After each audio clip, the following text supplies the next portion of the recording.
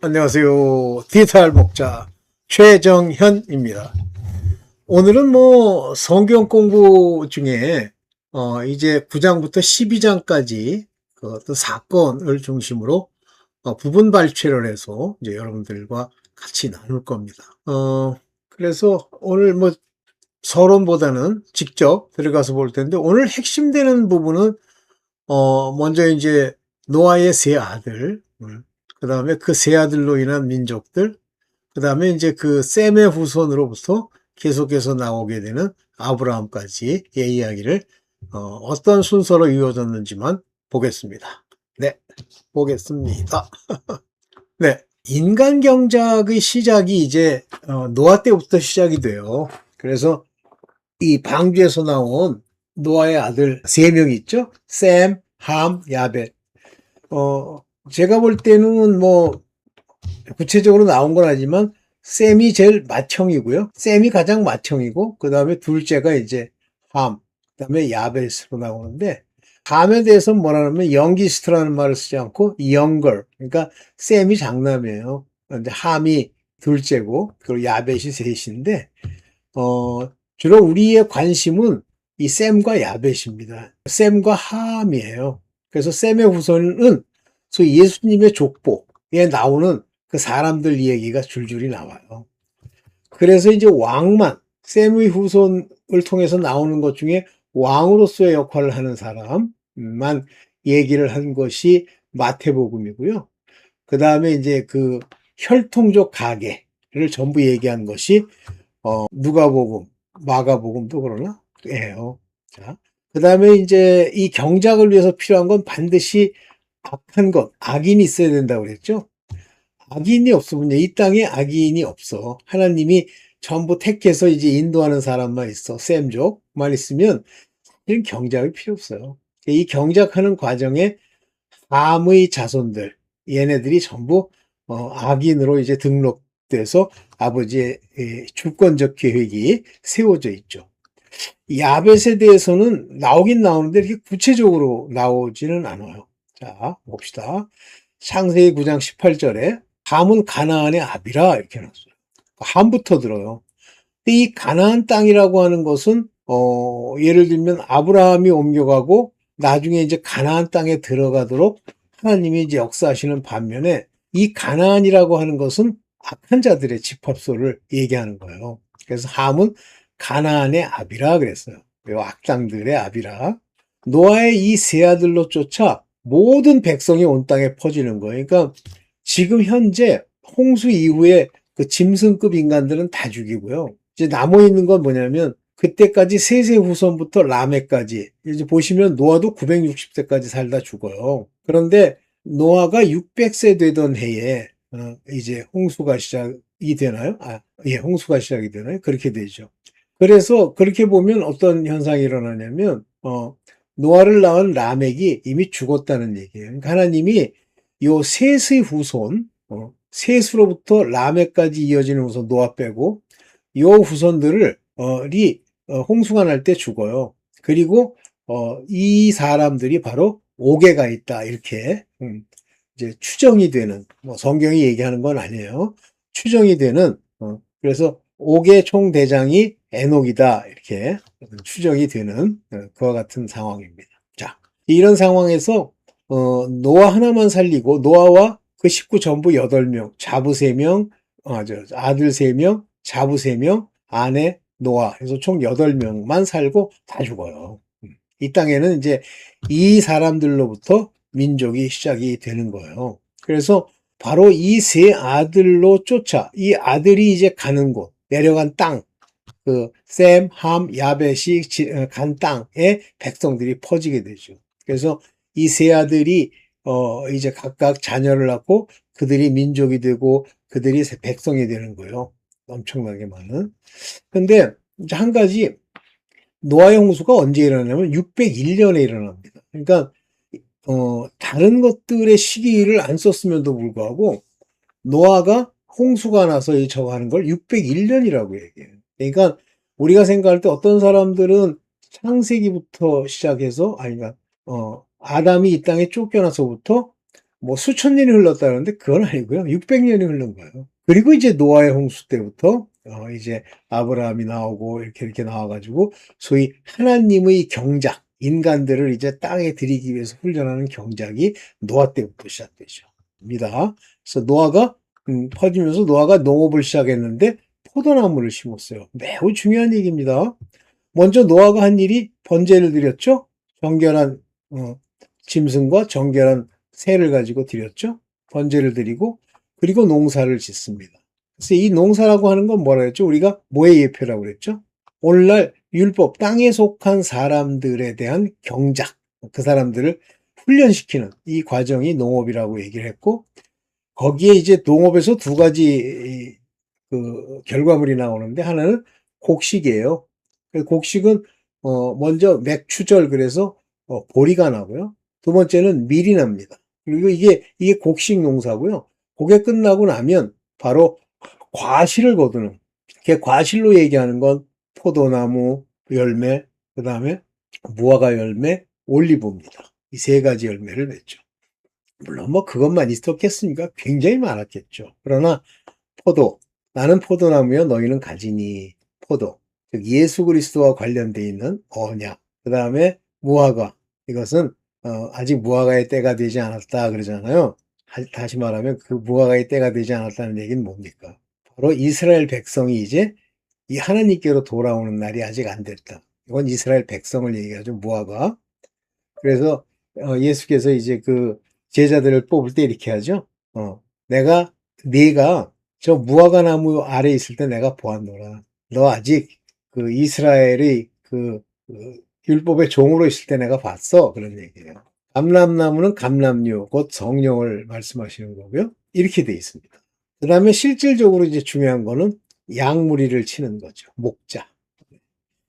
자, 이제 이 정도로만 서론을 얘기하고 이제 시작이 됩니다. 창세기 9장 22절에 이제 가나안의 아비 함이, 이상하게 함은 여러 사람을 낳았지만 이상하게 가나안만 운운해요.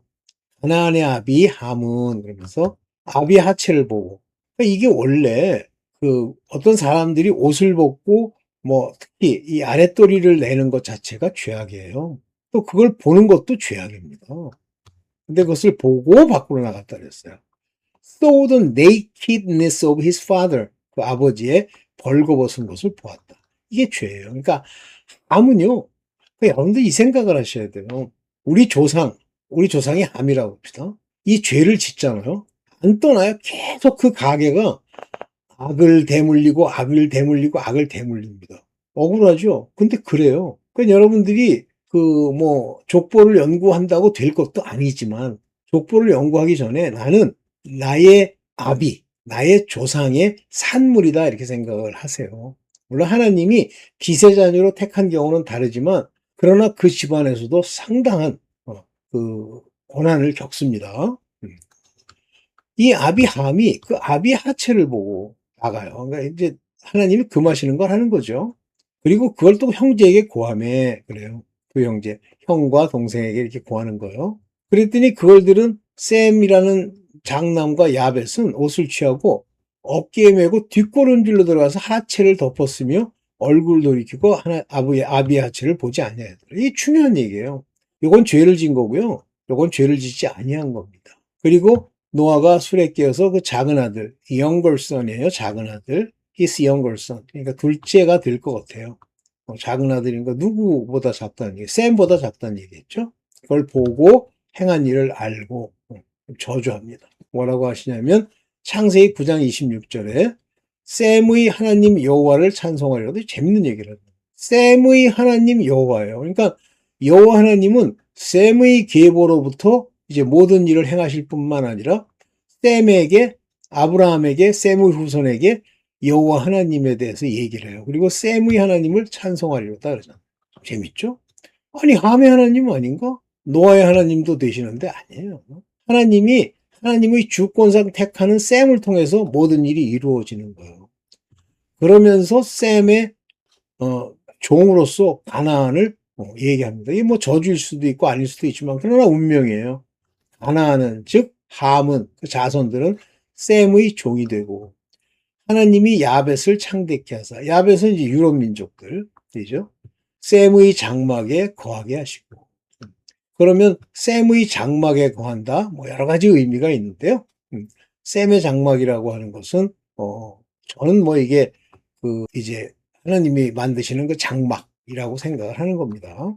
어떤 사람은 뭐 셈의 보호 아래 있을 거다 이렇게 얘기한다 그러는데, 그렇게 단순하게 그러면 셈의 보호를 받을 것이다 이렇게 쓰셨겠죠. 중요한 단어가 아니니까. 근데 장막이라는 얘기는 셈을 통해서 이루어지는 하나님의 역사 속에 바로 성소와 지성소와 성막들 안에 거하게 되리라 이렇게 얘기하는 거죠.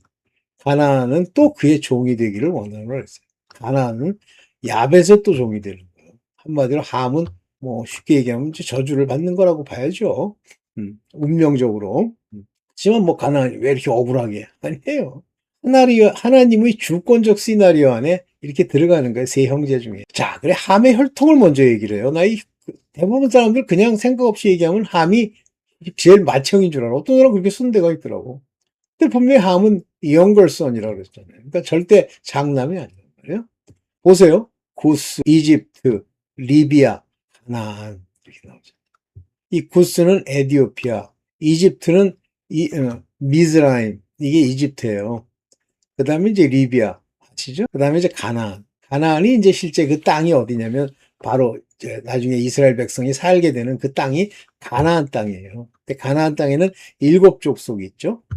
그 다음에 7절은 빼고 8절에 보면, 이 함의 후손 중에는 이제 아주 좋다고 할 수는 없는데, 이제 문제아들이 나와요. 니므롯을 낳아. 이 니므롯이 이제 소위 그 이방 신들을 섬기는 자죠. 이 니므롯에 대해서 뭐 자세히 얘기한 책들 옛날에 많이 읽었어요. 그는 세상에 처음 난 영걸이라. 그래서, 마이티 원. 아주 뭐, 힘도 세고, 특이한 사냥꾼이 됐대잖아요. 그래서 톡담에 이르기를 아무는 여호와 앞에 니므롯 같은 특이한 사냥꾼이로다 하더라 이렇게 얘기하죠. 그래서 이게 참 재밌는 얘기인데, 이 사냥꾼의 기질을 그대로 타고난 사람이 누구냐면 에서예요. 근데 좋은 게 아니에요. 이 사냥꾼이라는 직업 자체가 좋은 직업이라는 얘기가 아니라고 저는 봅니다. 그래서 뭐 사냥총 들고 다니면서 뭐하고 뭐 그러는 건데, 낚시는 또 안 그래요. 어부, 낚시 이렇게 됐습니다. 오케이. 그래서 함의 자손은 벌써 태생부터가 뭐 질이 다 나쁜 건 아니겠지만 구수부터 시작해서 질이 안 좋아요. 이게 이제 조상 잘 만나야 된다는 얘기이기도 하죠. 하나님의 운명적 정체성이에요. 흐름, 그게 주권이죠. 그런데 이제 이 중에 해족속 얘기가 나와서 제가, 이 헷족속은 시돈과 헷을 낳고, 이 시돈과 헷은 성경에 예수 때도 그 말이 나와요. 두로와 시돈이 회개하였으리라 나와요. 악당들이 사는 동네예요. 근데 재밌는 게 솔로몬의 성전을 지을 때 그 나무들을 어디서 가냐면 시돈과 두로에서 나무를 가져옵니다. 그 장소가 어디냐면 지금 레바논이에요. 그 레바논 지역이 바로 시돈과 두로 지역입니다. 지금도 여전히 말썽 많이 피죠? 옛날엔 굉장히 아름다웠다는 땅이고 백향목이 잘 자라던 땅이었다 그래요. 근데 가나안은 장자 시돈과 헷을 낳았다. 이 헷 족속이라는 건 하나님이 굉장히 가증히 여기는 족속이에요. 헷 족속이. 근데 이 헷 족속에서 나온 헷사람 우리야. 우리야라는 사람이 이스라엘에 소속돼 있지만 그렇게 좋은 사람들이 아니에요. 그 다음에 이제 가나안 지경은 시돈에서부터 그라를 지나 가사까지와 소돔과 고모라와 미드라와 스보임까지라. 이게 동네도 질이 안 좋고, 시돈 악당들 집합소. 그라는 모르겠어요. 가사, 소돔과 고모라. 희한하죠. 그래서 이 가나안, 즉 함의 자손들은 이렇게 이제 땅도 뭐 이렇게 얘기하면 좀 우스운데 저주받았다거나 땅도 안 좋아요. 이들이 사는 땅이 소돔과 고모라는 우리 식으로 치면 썩어서 문드러진 그런 땅이 됐죠. 근데 아마 초기에는 그럴듯하게 뭐 괜찮았나 봐요. 자, 그런데 이 셈의 계보에 대해서 나오는데 이 보면요. 셈의 계보는 엘람과 아수르와 아르박삿과 다 누구예요? 우스와 홀과 게델이며 이게 다 누구예요? 예수님 계보의 설명이 나오는 사람들이잖아요. 그러니까 셈의 아들로부터. 그래서 셈에 대해서는 뭐냐면 하나님 여호와의 이렇게 말해요. 셈과 하나님과는 관계가 있는 거예요. 첫째 아들이고요. 이 훌도 나오고 게델도 나오고 이게 다 누구죠? 셀라와 에벨을 나오며 다 누구죠? 예수님 계보에 있는 사람들이죠. 벨레까지. 근데 여기서 재밌는 게 제가 밑줄을 좀 진하게 쳐놨는데 이 욕단입니다. 이 욕단은 나중에 이제 옮긴 길들을 보면 한반도로 옮겨간 사람들이 욕단이라고 보이고 욕단이라는 계보는 다른 계보들은 누차에 걸쳐 나오지만 욕단만은 여기에서 등장하고 다시는 등장하지 않아요. 욕단. 그래서 이제 뭐 어떤 사람이 쓴 책에 보면 욕단과 관련해서 이제 아리랑, 아라리오 이거에 대해서 이게 이제 하나님을 의미한다. 아리랑, 아라리오 이제 그런 얘기까지 하는데 뭐 근거는 있다고 봐요. 하여튼 욕단이 한반도 우리 한민족의 족보다라는 걸 알 수 있는 게 우연치 않게 옮겨가다 보니까 한반도에 한국인을 만나가지고 한국인이 믿어서 이렇게 됐다가 아니에요. 하나님의 이미 정해진 어떤 혈통적 계보 안에 있는 거예요. 뭐 그렇다고 모든 사람이 다 아버지와 관련되어 있는 건 아니고. 오케이. 그러면서 욕단을 뭐라 그러냐면 알보닷과 셀렙과 마살, 마웻과 이에라와 이게 쭉 나오죠. 많아요 아들이. 하나, 둘, 셋, 넷, 다섯, 여섯, 일곱, 여덟, 아홉, 열, 열하나, 열둘, 열셋 명이에요. 이들이 다 욕단의 아들이며 그들의 거하는 곳은 메사서부터 스볼로 가는 동편산이더라. 동쪽으로 옮겨간 거예요. 그래서 동편 한반도까지 이동했다는 뭐 역사적 기록들이 있다고 하네요. 욕단이. 그러니까 우리는 좀 특이하게도 이스라엘을 좋아하는 유일한 나라라고 누가 그러더라고. 네. 우리와 이스라엘은 뛸 수가 없어요. 셈의 후손으로서 욕단이라고 하는 그 아들의 계보요. 나 이렇게 얘기를 하죠. 저도 그랬으면 좋겠어요. 네.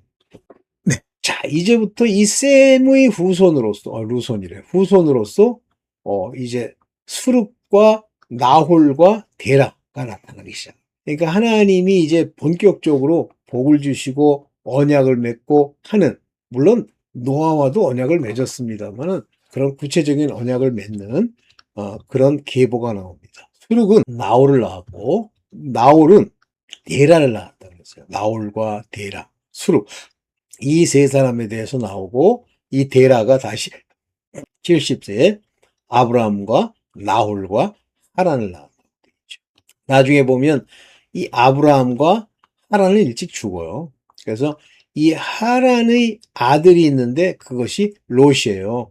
그러면 형제 셋이 있는데 그 중에 하란은 일찍 죽었고 하란에 낳은 조카를 데리고 가요, 아브라함이.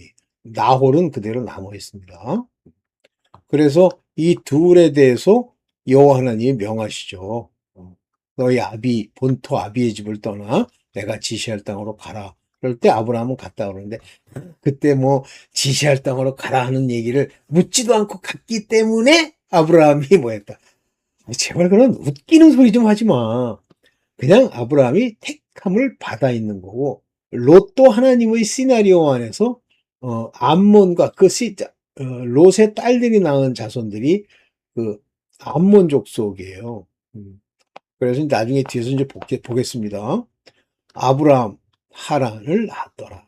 그래서 이제 드디어 이제 하나님의 역사가 시작됩니다. 그래서 약속을 주는 구약의 총대장급쯤 되는 게 아브라함이잖아요. 그래서 데라가 그 아들 아브라함과 하란의 아들 손자 롯과 그 자부 아브라함의 아내 사레를 데리고 이때까지도 자녀가 없었대요. 갈대아 우르를 떠나 가나안 땅으로 가라고 지시가 떨어져요. 그래서 가고자 하다가 하란에 이르러 거기에 거하였더라 이렇게 되죠. 즉 갈대아 우르를 떠납니다. 여기가 뭐 무슨 우상을 섬기는 데고 그런 그 개떡 같은 소리 좀 하지 마. 이거 뭐 그때 시대에 함 족속들이 다 차지하고 있는 그 땅에 아니 가나안 땅은 뭐 이제 우상과 더러운 것이 가득한 땅이 아니야? 맞죠? 똑같이. 그걸 가지고, 그러니까 뭘 이유 될 게 없으니까 지멋대로 그냥 하나님이 택하신 거야. 아브라함과 그 안에 사례를. 네. 그러면서 아브라함에게 지시하십니다. 여호와께서. 창세기 12장 1절에 여호와께서 아브라함에게 이르시되 너는 너의 본토 친척 아비의 집을 떠나 그랬죠. 아브라함에게 이렇게 얘기하는 거야. 너 get out your country 내 땅에서 from your kindred 너의 형제들 땅에서 from 너의 아버지의 집에서 떠나라는 말이에요. 어디로? 내가 will show you 내게 보여줄 여기 뭐 지시할 땅을 그랬는데 보여줄 땅을 아직 안 보여줬지만 가는 거예요. 그래서 내가 너로 큰 민족을 이루고 약속하시는 거예요. 내게 복을 줘. 내 이름을 창대케 하리라 하셨어요. 복을 줘. 그러면 이제 이 복만 관심이 있으니까 어떻게 하면 복 받나 그래가지고 아브라함 연구할 필요 없어요. 이 인간들아. 그냥 아브라함을 택하신 거 하나님이 내 이름을 창대케 하리라. 아브라함과 관련되어 있는 모든 주 예수로 말미암는 그 이름들은 전부 아브라함과 관계가 되어 있다. 그래서 복의 근원이 될지라. 아브라함을 붙들어야 아브라함의 하나님과 관계가 되어야 복의 근원, 복을 받게 되죠. 그렇다고 떼돈 벌어가지고 망하라는 얘기가 아니라. 네. 근데 여기 중요한 얘기가 있습니다. 아브라함은 하나님의 자녀다 제가 여기 썼는데 창세기 12장 3절에 보면 너를 축복하는 자에게는 내가 복을 내리고 하나님이 너를 저주하는 자에게는 내가 저주하리니 땅의 모든 족속이 너를 인하여 복을 얻을 것이라 하신지라 아브라함이 여호와의 말씀을 쫓아갔고 롯도 그와 함께 갔으며 아브라함이 하란을 떠날 때 그 나이가 75세다. 중요한 얘기가 뭐냐면 하나님이 택해서 그의 아들로 삼은 저 아브라함 같은 사람들 오늘날도 있죠. 괜히 찢자놓고 까불잖아요.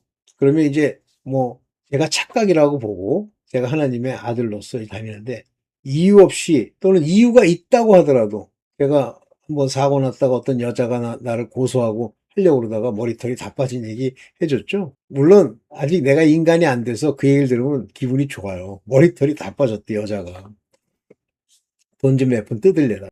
그런데 저를 축복하는 자에게는 아직 뭐 구체적으로 축복하는 사람을 본 적은 없는데 그래도 될 사람들은 있더라고. 나를 긍정적으로 생각하는 사람도 있더라고. 쉽지 않죠. 제가 이제 그게 다 신기해요. 그래서 저랑 가까이 있고 싶어 하는 사람들이 있는데 문제는 이제 나지. 제가 지금은 이제 그런 일을 안 하는데 옛날에는 막 그 좀 마음에 안 들면 뭐라 그랬어요. 내가 문제였지. 근데 저를 좋아하는 사람들은 딱 잘 됐어요. 지금도 잘 되고 있는 분도 계시고 잘 됐습니다. 또 더 잘 될 거라고 생각해요. 저는 바라는 바가 있다 그러면 저랑 같이 새 예루살렘 성으로 들어가는 거예요. 그런데 저한테 개기는 사람들 있잖아요. 욕하고 풀려요. 그래서 누가 아는 분이 뭐 저를 뒤에서 이렇게 욕하고 그런다 그래요. 그래서 제가 한마디만 했어요. 큰일 난다. 잘못하면 죽는다. 근데 기분 나쁘겠지. 그런 얘기들이. 왜냐면 니꺼 죽기 뭔데 죽어. 이제 죽어보면 알아요. 죽기 전엔 몰라요. 너를 저주하는 자에겐 내가 저주하리니 그랬어요. 조심하십시오. 그래서 차라리 내가 저 사람이 하나님의 아들인지 저 사람이 하나님의 종인지 이런 걸 구별하지 못하면 그냥 입을 다물고 있는 게 좋아요. 근데 분별할 수 있어서 알 수 있으면 더 좋고. 그래서 땅의 모든 족속이 그렇게 된단 말이에요. 그러면 저와 함께 있다. 우리 권사님 뭐 저와 함께 있죠. 제가 이제 아들이라고 착각한다고 얘기를 했어요. 내가 뭐 막 100% 이렇게 보장하는 건 아니니까. 그러면 이제 우리 권사님은 더더욱 잘 되겠지. 우리 또 딸내미도 더 잘 될 거라고요. 저를 아주 긍정적으로 생각하고 이제 인정하니까 더더욱이 잘 될 거예요. 그리고 내가 더더욱이 잘 되는 것의 최종 파이널 골은 새 예루살렘 들어가는 겁니다. 입성하는 거. 이 아브라함의 다른 점이 뭐냐면 여호와의 말씀을 좇았다고 그랬어요. 이 좇아라는 거 팔로우입니다. 그래서 그 말씀을 좇아 하란을 떠났다고 그랬잖아요. 중간에 정확하게 잘 모르니까 하란에 잠깐 멈춰 있었는데 여호와께서 말씀을 하시니까 가는 거예요. 그래서 가는 곳마다 아브라함이 가는 곳마다 아브라함을 보호하시고 사라도 보호하시고 또 사라가 굉장히 아리따웠다 이렇게 나오잖아요. 그러니까 이제 이 세상 인간 중에 이 수컷이라고 하는 종류들은 아리따다 그러면 그걸 꼭 어떻게 못된 짓을 하려고 드는 게 있나 봐요. 빌어먹습니다. 어죽었습니다. 오케이. 아브라함은 하나님을 섬기는 자라고 하는데 이 재밌는 얘기가 나옵니다. 자, 12장 8절에 거기서 베델 동편산으로 옮겨.